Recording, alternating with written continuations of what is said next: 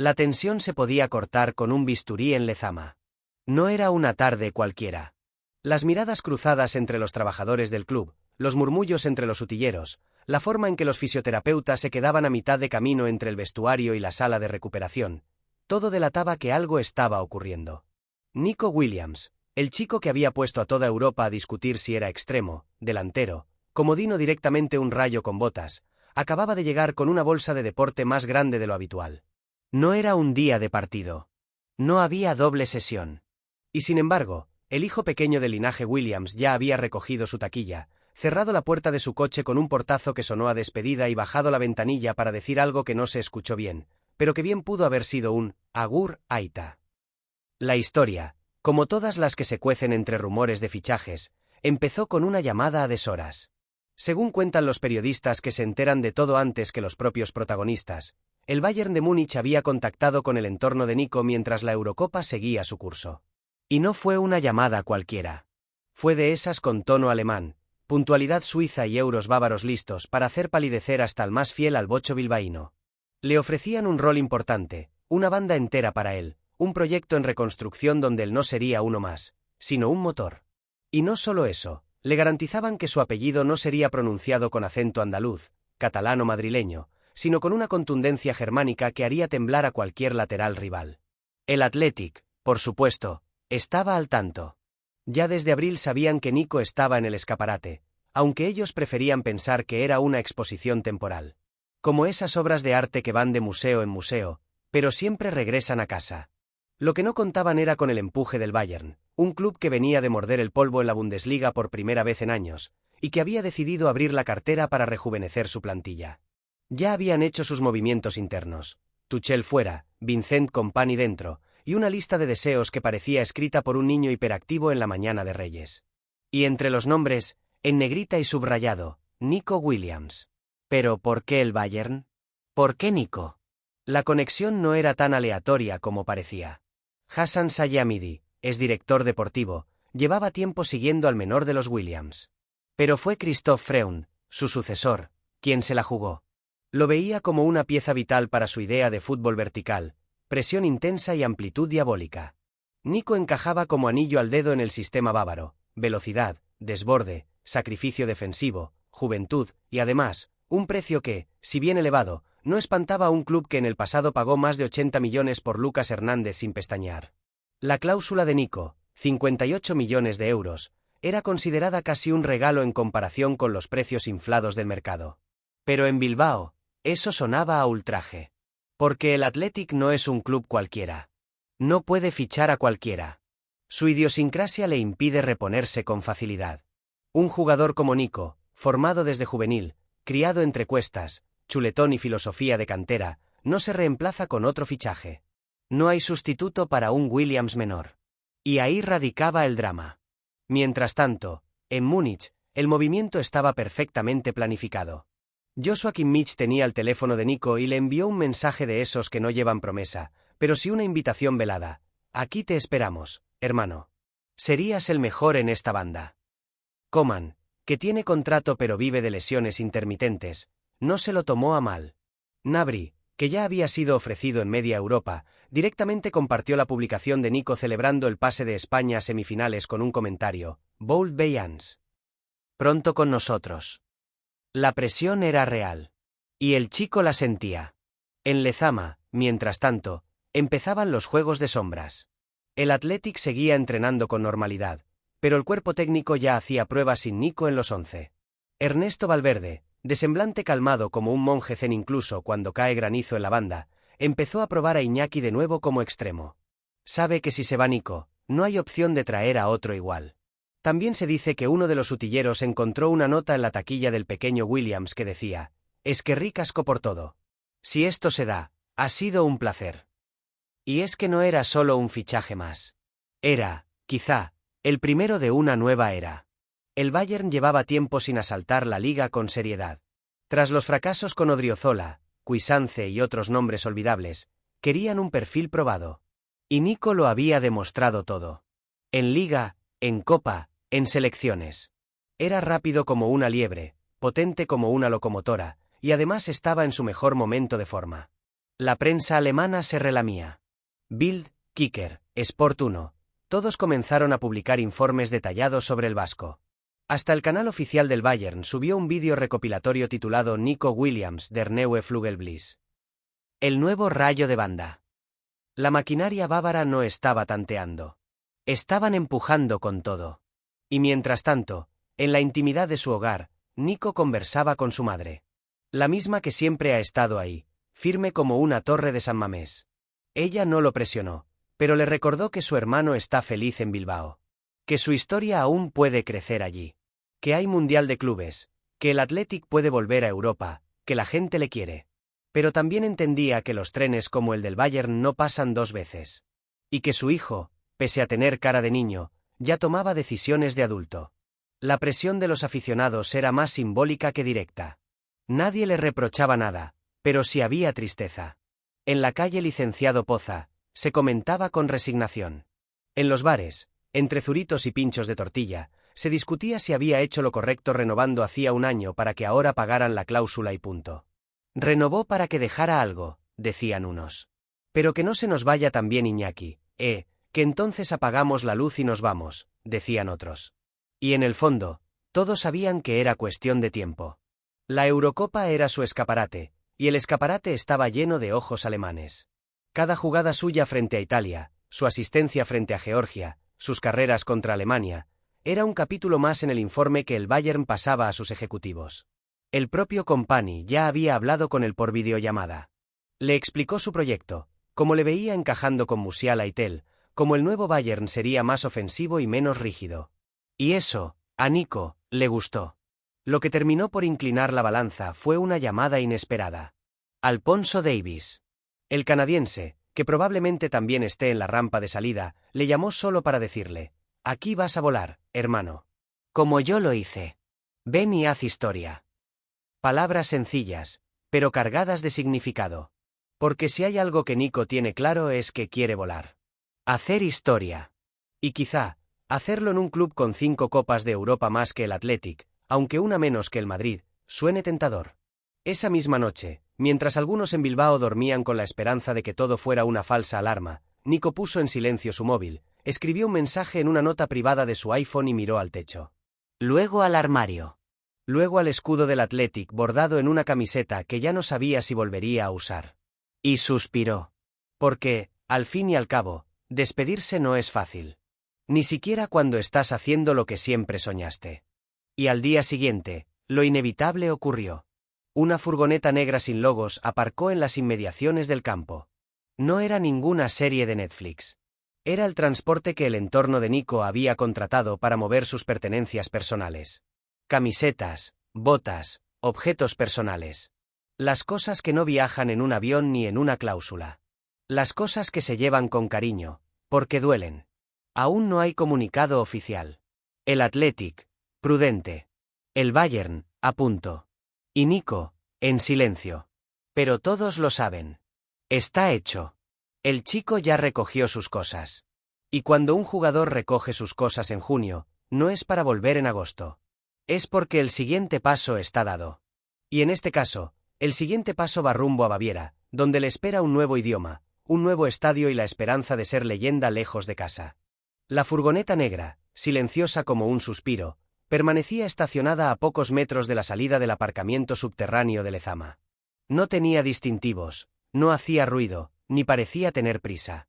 El conductor, un tipo fornido con barba de 3 días y auriculares inalámbricos, esperaba dentro, mirando al frente como si fuera chofer de embajadas.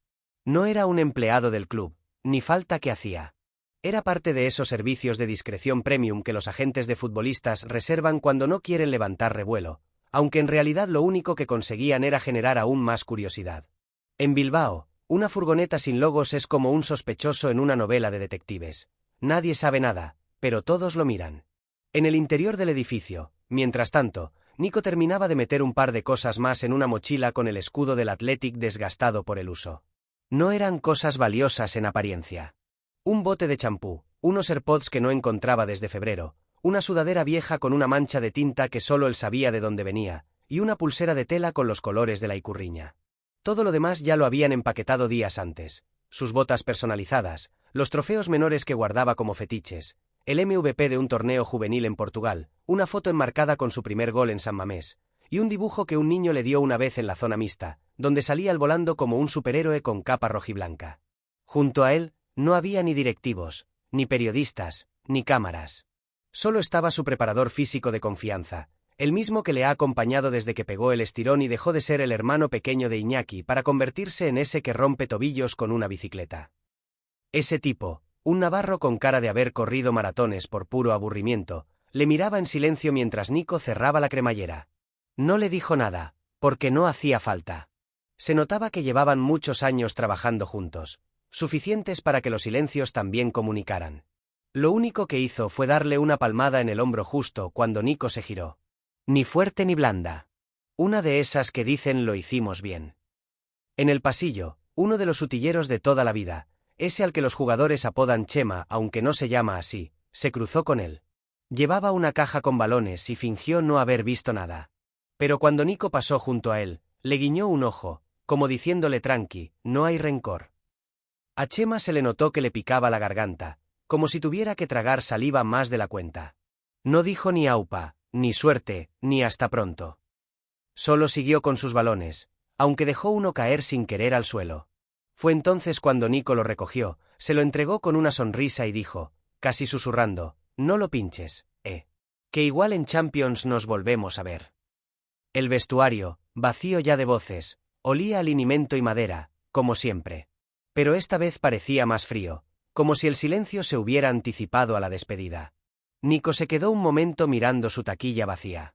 Había algo simbólico en aquel hueco sin camisetas, sin toallas, sin botellas de agua. Solo un perchero, un banco de madera y la sombra de lo que fue su rincón durante más de 5 años. Incluso la pegatina con su dorsal ya la habían retirado. O quizás él mismo la despegó, y se la guardó en la cartera, justo al lado del DNI. En la sala de vídeo, donde los jugadores suelen revisar partidos o hacer análisis tácticos, todavía quedaban en la pantalla unas jugadas del último enfrentamiento ante el Girona. Una en concreto, esa en la que Nico deja sentado al lateral con una finta de cintura digna de baile de TikTok, seguía congelada en pausa. El vídeo estaba sin sonido, y la imagen detenida mostraba a todos los defensores girando la cabeza hacia donde Nico ya no estaba. Fue como una metáfora sin querer. Porque ahora, también, ya no estaba. En el fondo, lo que más dolía no era el adiós, sino la forma en que lo hacía. Sin ruido, sin ceremonia. Como esos libros que se acaban sin epílogo. Como si la historia se hubiera interrumpido. El Athletic no era un club que acostumbrara a despedidas dramáticas. Las cosas se hacían a la vasca, firmes, dignas, contenidas. Y esta no sería la excepción. No habría vídeo lacrimógeno. No habría comunicado florido. Solo una línea, en su momento, que dirá algo así como: el Athletic Club quiere agradecer a Nico Williams su entrega, su compromiso y su profesionalidad durante todos estos años. Le deseamos lo mejor en su nueva etapa profesional. Pero aún no había llegado ese momento. Y Nico, que sabía que los focos aún no estaban sobre él, aprovechaba para caminar por el pasillo que lleva del vestuario al gimnasio por última vez. Tocó la pared donde están colgadas las fotos históricas del club. Una de ellas, en blanco y negro, mostraba a los Leones del 84 levantando la liga. Otra, más reciente, mostraba una celebración de gol suya con los brazos abiertos, mirando a la grada. En esa imagen, el público en San Mamés tenía las manos levantadas, como intentando atraparlo en pleno vuelo. Pasó por delante de la sala de los fisios, donde ya no quedaba nadie. Recordó la vez que estuvo 3 semanas parado por una sobrecarga en el abductor y pensó en lo mucho que se había cuidado para llegar donde está. Recordó los madrugones, los días sin ganas, los partidos malos, las críticas que le dolían aunque fingiera que no. Recordó la charla con Valverde en diciembre, cuando le dijo que él no era solo velocidad, que tenía visión, pausa, lectura, que podía ser más que un puñal. Esa charla le cambió. Luego llegó a la salida, donde la furgoneta seguía esperando. El conductor ya se había bajado y abría el maletero trasero. Nico, con la mochila al hombro, se detuvo unos segundos antes de bajar el último escalón. Miró atrás, hacia el edificio. No por nostalgia impostada, sino porque de verdad lo sentía. Allí había crecido. Allí había aprendido a ser futbolista. Y, sobre todo, allí había sido feliz. No avanzó. No se subió aún a la furgoneta. Simplemente respiró. Porque en ese momento, el tiempo parecía detenido. Como si el mundo quisiera concederle un instante más en casa antes de dar el salto. El escalón seguía allí, inmóvil, como una frontera entre dos mundos. No era alto, no era ancho, pero en ese instante, representaba mucho más que una simple división arquitectónica. Era la última resistencia física entre Nico y lo desconocido. El borde de una etapa. Lo único que le separaba de la furgoneta, de esa puerta abierta que, sin decir palabra, le invitaba a cruzarla y a empezar de nuevo. Pero él aún no se movía. Su cuerpo, tenso y relajado al mismo tiempo, parecía fundido con el cemento. Como si sus pies estuvieran agarrados al suelo por raíces invisibles que nacían del pasado. El silencio, tan espeso como la bruma de una mañana de enero en el bocho, lo cubría todo. Solo interrumpido por el arrullo lejano de algún pájaro y por el sonido intermitente de una rama rozando una verja metálica. A cada crujido del metal, Nico giraba mínimamente el cuello, como si esperara que alguien saliera corriendo desde el fondo del complejo a detenerle. Que le dijera, no te vayas aún, chaval. Pero nadie aparecía. Solo él. Solo el escalón. Solo la furgoneta. En su muñeca, la pulsera de goma que llevaba desde hace más de 2 años se había empezado a desgastar por los bordes. Era roja, con letras blancas, Ametsak Dute Mugarik. Los sueños no tienen límites. Se la regaló un niño en un campus de verano del club. Aquel crío tenía una camiseta con el dorsal de Nico pintado a rotulador, mal centrado, pero con ilusión de sobra. Le dijo que quería ser como él. Que corría rápido porque lo había visto en YouTube. Y que cuando marcaba goles, se los dedicaba. Nico se rió aquel día, se hizo la foto y le dio las botas viejas que usaba en los entrenamientos. Ese tipo de cosas que no salen en los resúmenes, pero que hacen historia en las vidas pequeñas. Miró su muñeca, acarició con el pulgar la frase medio borrada y cerró los ojos por un instante. Ese gesto tan simple duró apenas 2 segundos, pero dentro de su cabeza se desató un vendaval de imágenes. Entrenamientos con frío a las 7 de la mañana. El primer gol en San Mamés. Las carcajadas con Unai Simón en la cafetería. Su madre en la grada, abrigada hasta las cejas, llorando en silencio después de un partido grande. La final de Copa. La decepción. La charla con Iñaki en la cocina de casa. Tú vuela, que si te caes, aquí estaremos. Al abrir los ojos, la luz había cambiado apenas. El sol se filtraba con timidez entre las nubes, proyectando una sombra larga sobre el suelo frente a él. La sombra de su cuerpo alargada por la tarde bilbaína.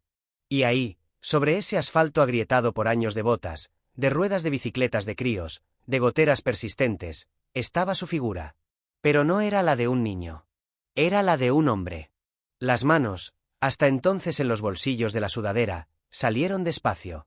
En la derecha llevaba una llave pequeña, de taquilla, que tenía un número escrito con rotulador permanente, el 17. Era la suya. La había tenido desde que subió al primer equipo.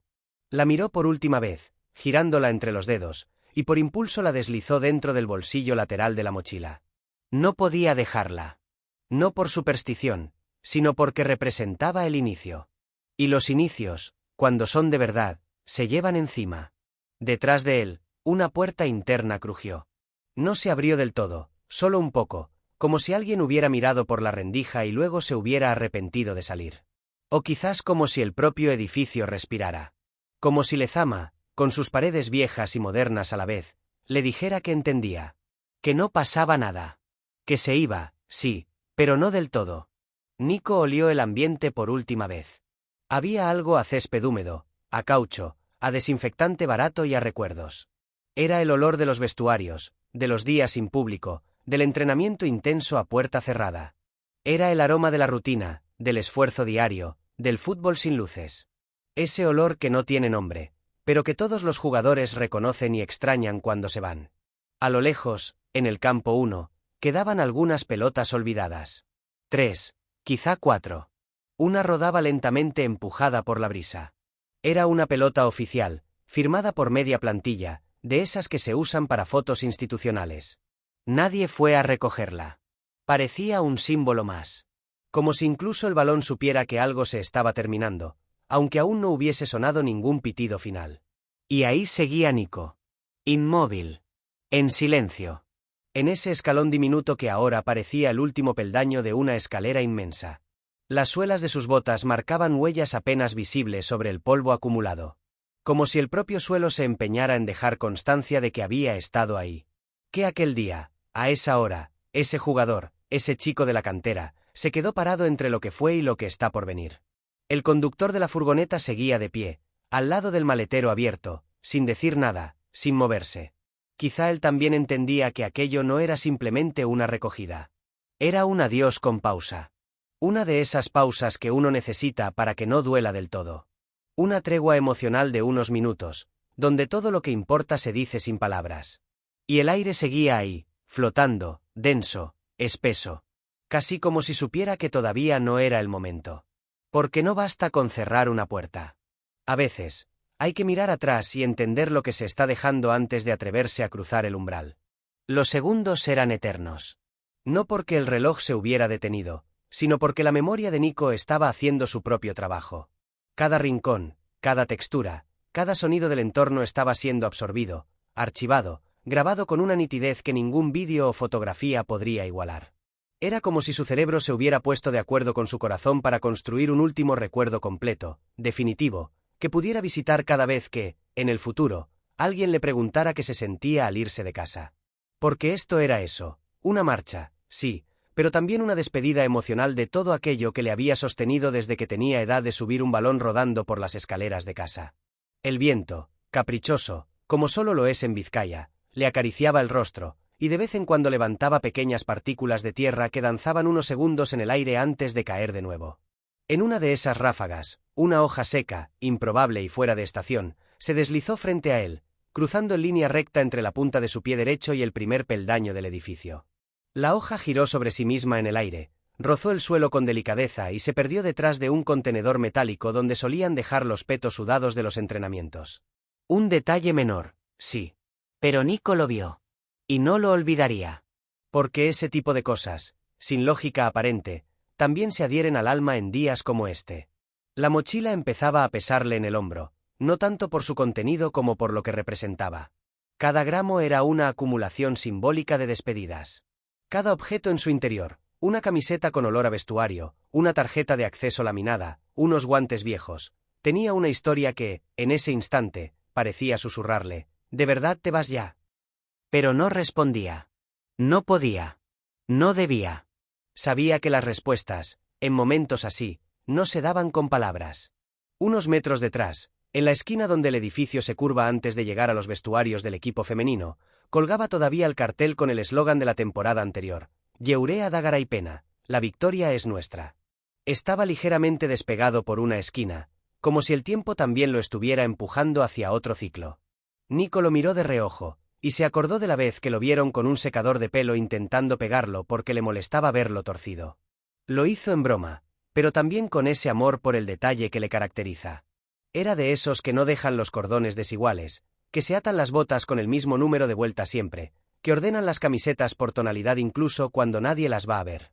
De su sudadera, una cuerda del capuchón colgaba torcida, fuera del ajuste habitual. Se la acomodó casi sin pensarlo, un gesto mecánico, pero lleno de humanidad. Era su forma de conservar el orden en un momento de caos interno. No tenía prisa, pero el mundo parecía sí tenerla. Lo sentía en el ambiente. Como si el tiempo, harto de esperarlo, estuviera empezando a mover lentamente las manecillas, a preparar el momento inevitable. En la lejanía, muy al fondo, más allá del campo 4, las grúas de alguna obra avanzaban a su ritmo habitual, lento, constante, inalterable. Las mismas grúas que llevaba viendo desde hacía meses cuando se sentaba en el banquillo a estirar tras los entrenamientos. Le fascinaba su silencio. Su disciplina. Decía medio en broma que eran como el Athletic, silenciosas, pero firmes. A esas grúas también las iba a echar de menos. Aunque no lo dijera, aunque ni siquiera lo admitiera en voz alta, sabía que su marcha no solo era geográfica. Era emocional. Y esas emociones, tan invisibles, estaban por todas partes. El conductor de la furgoneta, paciente y profesional, se rascaba la oreja con la uña del dedo índice, sin apartar la vista de la pantalla de su móvil. Pero cada cierto tiempo levantaba la cabeza y volvía a mirar a Nico, como quien espera que una estrella fugaz cruce el cielo, sabiendo que no puede hacer nada para provocarlo. Él también entendía. Aunque no supiera ni una palabra en euskera, aunque no conociera el nombre del club ni la historia que arrastraba ese chaval parado frente al edificio, sentía que algo especial estaba ocurriendo. Dentro de la furgoneta, si uno miraba con atención por las rendijas de la rejilla divisoria, se distinguía el bulto cubierto de una funda negra que era, sin duda, el trofeo de mejor jugador joven del mes de febrero. No era un gran trofeo, ni demasiado bonito, pero lo había ganado con trabajo duro, justo en una racha en la que su nombre empezaba a sonar en la prensa europea. Ese trofeo, ahora guardado entre maletas y bolsas, era el último recuerdo tangible que se llevaba. Como si el club le hubiera dicho, antes de irte, que sepas que lo hiciste bien. Y él lo sabía. No con soberbia. No con vanidad. Pero con esa seguridad tranquila de quien ha dado todo. De quien se ha entregado sin medida. De quien no se va por capricho, sino porque su camino, de pronto, ha cambiado de dirección. No era fácil. Nada de esto lo era. Pero había algo en su mirada, fija, clara, serena, que indicaba que estaba en paz con su decisión. El sol, desde su punto más bajo, comenzaba a pintar de naranja los cristales del gimnasio. Ese reflejo tintado, casi cálido, iluminaba los bordes de la figura de Nico como si alguien lo estuviera enfocando desde un ángulo oculto. No era intencional, pero la escena parecía cinematográfica. Como si el propio día se estuviera despidiendo de él también. Como si el lugar entero, sin palabras, sin música épica, le estuviera diciendo, Aupa, Chapeldun. Eskerrik asko. El reflejo anaranjado del sol, que lamía con timidez los cristales del gimnasio, no solo pintaba siluetas. También generaba un leve resplandor sobre el asfalto, ese brillo tenue que convierte lo cotidiano en algo casi poético.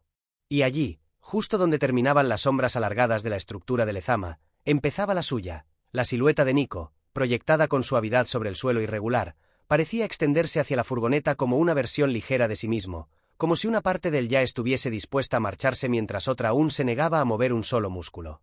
Esa duplicidad, ese desdoblamiento, era sutil pero innegable. Y en su interior, lo sentía con la intensidad de una vibración que no cesaba.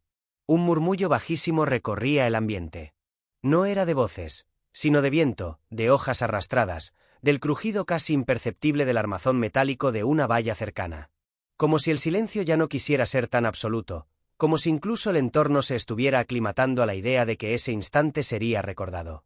La quietud que envolvía a Nico no era pasiva, era una quietud cargada de conciencia. No estaba paralizado. Estaba absorbiendo. Empapándose del lugar, como quien bebe con la mirada todo aquello que pronto dejará atrás. A su alrededor, los detalles empezaban a revelarse con nitidez. A escasos pasos de donde él se mantenía inmóvil, un chicle reseco, adherido a la acera desde sabe Dios cuándo, tenía una forma que se asemejaba grotescamente a una bota. Lo había pisado cientos de veces sin notarlo. Y ahora, allí, sin moverse, se dio cuenta de que era parte del decorado de su rutina. Justo al lado, una colilla aplastada por alguna suela de tacos ya desintegrada se mantenía intacta, como un fósil accidental de la vida diaria del club. Todo era familiar, incluso lo que jamás había mirado con atención. Porque ese era el poder del adiós, volver significativos todos los pequeños accidentes del tiempo. A su derecha, la barandilla metálica de un acceso lateral al gimnasio tenía una abolladura en el tercer travesaño, una marca que conocía bien. Era de la vez que resbaló durante una mañana helada de enero y se dio un golpe en el costado. Se rió en su momento. Lo subieron a Instagram con un meme, Nico 0 Hielo 1. Ahora, esa pequeña marca en el metal era casi un punto de anclaje emocional. Nadie más le daba importancia. Pero para él, significaba algo. Era una pequeña cicatriz del entorno que coincidía con una suya. Y la iba a echar de menos. El interior de la mochila, aún colgada de su hombro, se había vuelto más presente. Se notaban los bordes duros del cargador del portátil contra su espalda, el leve sonido de una pequeña campanilla que había colgado una vez del cierre como broma, una especie de amuletito que le regaló su hermana para que no se le subiera a la cabeza el fútbol, y que nunca se atrevió a quitar. Hasta ahora, con cada paso, el cascabel tintineaba apenas. Pero en ese momento, ni siquiera el viento lo agitaba. Se había quedado quieto. Como si también esperase. Detrás del cristal del gimnasio, apenas visible si uno entrecerraba los ojos, estaba la máquina de café de los jugadores. La misma que usaban a diario, la misma en la que nunca había leche desnatada y en la que el botón de café largo daba siempre la misma cantidad que el de café corto. Nico recordaba haberla pateado un lunes, frustrado tras un mal entrenamiento. También recordaba haberse disculpado con ella. Le hablaban como si tuviera vida. Y, a su modo, la tenía. Era parte de ese ecosistema emocional de lo que hace que un club no sea solo un lugar de trabajo, sino un hogar. En la acera de enfrente, un gato callejero cruzó el paso con esa parsimonia que solo los gatos conocen. Era el mismo que a veces merodeaba entre las mochilas cuando entrenaban con lluvia. Le habían puesto nombre, Chapela. Nadie sabía si era macho o hembra. Pero era parte de la plantilla. Verlo pasar, indiferente, sin prestarle atención, tuvo un efecto inesperado en Nico. Sonrió. Fue una sonrisa leve, de medio segundo, casi imperceptible. Pero genuina. Como si el simple hecho de que ese gato siguiera con su vida, sin enterarse de todo lo que estaba ocurriendo, le sirviera como ancla de normalidad. Y entonces, esa media sonrisa se borró lentamente. No por tristeza, sino porque el nudo en la garganta volvió a latir. Una opresión contenida que no exigía lágrimas ni palabras, solo presencia. Era el tipo de emoción que se queda alojada en el esternón, que no sube ni baja, y que convierte el aire en algo denso.